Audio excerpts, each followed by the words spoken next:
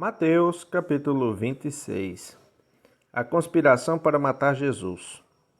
Quando Jesus terminou de falar todas essas coisas, disse a seus discípulos: Como vocês sabem, a Páscoa começa daqui a 2 dias, e o Filho do Homem será entregue para ser crucificado. Naquela mesma hora, os principais sacerdotes e líderes do povo estavam reunidos na residência de Caifás, o sumo sacerdote, tramando uma forma de prender Jesus em segredo e matá-lo. Mas não durante a festa da Páscoa, para não haver tumulto entre o povo, concordaram entre eles. Jesus é ungido em Betânia. Enquanto isso, Jesus estava em Betânia, na casa de Simão, o leproso. Quando ele estava à mesa, uma mulher entrou com um frasco de alabastro contendo um perfume caro e derramou o perfume sobre a cabeça dele. Ao ver isso, os discípulos ficaram indignados. Que desperdício, disseram. O perfume poderia ter sido vendido por um alto preço e o dinheiro dado aos pobres. Jesus, sabendo do que falavam, disse: Por que criticam esta mulher por ter feito algo tão bom para mim? Vocês sempre terão os pobres em seu meio, mas nem sempre terão a mim. Ela derramou este perfume em mim, a fim de preparar meu corpo para o sepultamento. Eu lhes garanto, onde quer que as boas novas sejam anunciadas pelo mundo, o que esta mulher fez será contado e dela se lembrarão. Judas concorda em trair Jesus. Então Judas Iscariotes, um dos 12, foi aos principais sacerdotes e perguntou: Quanto vocês me pagarão se eu lhes entregar Jesus? E eles lhe deram 30 moedas de prata. Daquele momento em diante, Judas começou a procurar uma oportunidade para trair Jesus. A última Páscoa. No primeiro dia da festa dos pães sem fermento, os discípulos vieram a Jesus e perguntaram: Onde quer que preparemos a refeição da Páscoa? Ele respondeu: Assim que entrarem na cidade, verão determinado homem. Digam-lhe: O mestre diz: Meu tempo chegou e comerei em sua casa a refeição da Páscoa com meus discípulos. Então, os discípulos fizeram como Jesus os havia instruído e ali prepararam a refeição da Páscoa. Ao anoitecer, Jesus estava à mesa com os 12. Enquanto comiam, disse: Eu lhes digo a verdade, um de vocês vai me trair. Muito aflitos, eles protestaram, um após o outro: Certamente não serei eu, Senhor. Jesus respondeu: Um de vocês, que acabou de comer da mesma tigela comigo, vai me trair. O Filho do Homem deve morrer, como as Escrituras declararam há muito tempo. Mas que terrível será para aquele que o trair.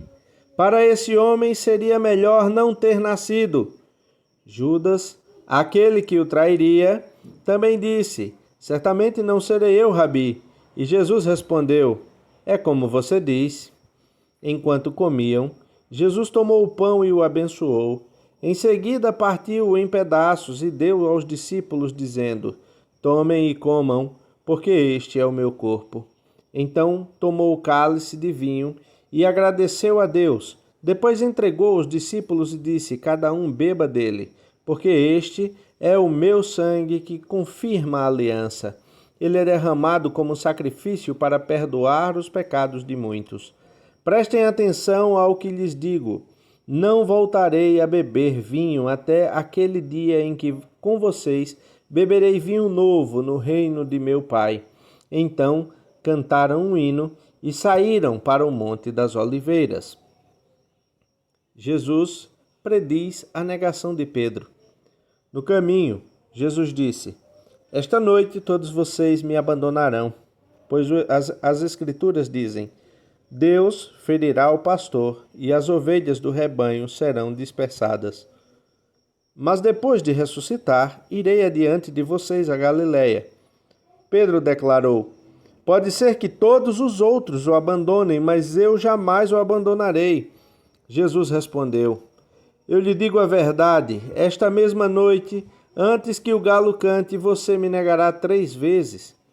Pedro, no entanto, insistiu: mesmo que eu tenha de morrer ao seu lado, jamais o negarei. E todos os outros discípulos disseram o mesmo. Jesus ora no Getsemane. Então Jesus foi com eles a um lugar chamado Getsemane e disse: sentem-se aqui enquanto vou ali orar. Levou consigo Pedro e os 2 filhos de Zebedeu e começou a ficar triste e angustiado. Minha alma está profundamente triste a ponto de morrer, disse ele. Fiquem aqui e vigiem comigo. Ele avançou um pouco, curvou-se com o rosto no chão e orou: meu Pai, se for possível, afasta de mim este cálice, contudo que seja feita a tua vontade e não a minha. Depois voltou aos discípulos e os encontrou dormindo. Vocês não puderam vigiar comigo nem por 1 hora? Disse ele a Pedro. Vigiem e orem para que não cedam à tentação, pois o espírito está disposto, mas a carne é fraca. Então os deixou pela 2ª vez e orou: meu Pai, se não for possível afastar de mim este cálice sem que eu o beba, faça-se a tua vontade. Quando voltou pela 2ª vez, encontrou-os dormindo de novo, pois não conseguiram manter os olhos abertos. Foi orar pela 3ª vez, dizendo novamente as mesmas coisas. Em seguida voltou aos discípulos e lhes disse: como é que vocês ainda dormem e descansam?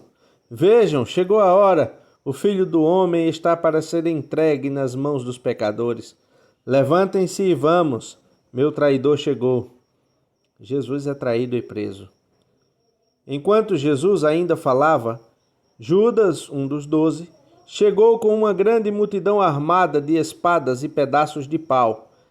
Tinham sido enviados pelos principais sacerdotes e líderes do povo.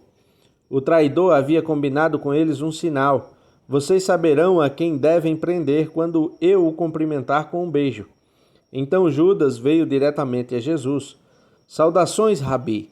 Exclamou ele, e o beijou. Jesus disse: amigo, faça de uma vez o que você veio fazer. Então os outros agarraram Jesus e o prenderam. Um dos que estavam com Judas puxou a espada e feriu o servo do sumo sacerdote, cortando-lhe a orelha. Guarde sua espada, disse Jesus. Os que usam a espada morrerão pela espada. Você não percebe que eu poderia pedir a meu Pai milhares de anjos para me proteger e ele os enviaria no mesmo instante? Se eu o fizesse, porém, como se cumpririam as Escrituras que descrevem o que é necessário que agora aconteça? Em seguida, Jesus disse à multidão: por acaso sou um revolucionário perigoso para que venham me prender com espadas e pedaços de pau? Por que não me prenderam no templo? Ali estive todos os dias ensinando. Mas tudo isso está acontecendo para que se cumpra as palavras dos profetas registradas nas Escrituras. Nesse momento, todos os discípulos o abandonaram e fugiram. O julgamento de Jesus diante do conselho. Então os que haviam prendido Jesus o levaram para a casa de Caifás, o sumo sacerdote, onde estavam reunidos os mestres da lei e os líderes do povo. Enquanto isso, Pedro seguia Jesus de longe até chegar ao pátio do sumo sacerdote. Entrou ali e sentou-se com os guardas e esperou para ver o que aconteceria. Lá dentro, os principais sacerdotes e todo o conselho dos líderes do povo tentavam encontrar testemunhas que mentissem a respeito de Jesus, para que pudessem condená-lo à morte. Embora muitos estivessem dispostos a dar falso testemunho, não puderam usar o depoimento de ninguém. Por fim, apresentaram-se 2 homens, que declararam: este homem disse: sou capaz de destruir o templo de Deus e reconstruí-lo em 3 dias. Então o sumo sacerdote se levantou e disse a Jesus: você não vai responder a essas acusações? O que tem a dizer em sua defesa? Jesus, porém, permaneceu calado. O sumo sacerdote lhe disse: exijo em nome do Deus vivo que nos diga se é o Cristo, o Filho de Deus. Jesus respondeu: é como você diz. Eu lhes digo que no futuro verão o Filho do Homem sentado à direita do Deus Todo-Poderoso e vindo sobre as nuvens do céu. Então o sumo sacerdote rasgou as vestes e disse: blasfêmia! Que necessidade temos de outras testemunhas? Todos ouviram a blasfêmia. Qual é o veredito? Culpado, responderam. Ele merece morrer. Então começaram a cuspir no rosto de Jesus e dar-lhe socos. Alguns lhe davam tapas e zombavam. Profetize para nós, Cristo, quem foi que lhe bateu desta vez? Pedro nega Jesus. Enquanto isso, Pedro estava sentado do lado de fora no pátio. Uma criada foi até ele e disse: Você é um dos que estavam com Jesus o Galileu. Mas Pedro o negou diante de todos. Não sei o que você está falando, disse. Mais tarde, junto ao portão, outra criada o viu e disse aos que estavam ali: Este homem estava com Jesus de Nazaré. Novamente Pedro o negou, dessa vez com juramento. Nem mesmo conheço esse homem, disse ele. Pouco depois, alguns dos outros ali presentes vieram a Pedro e disseram: Você deve ser um deles.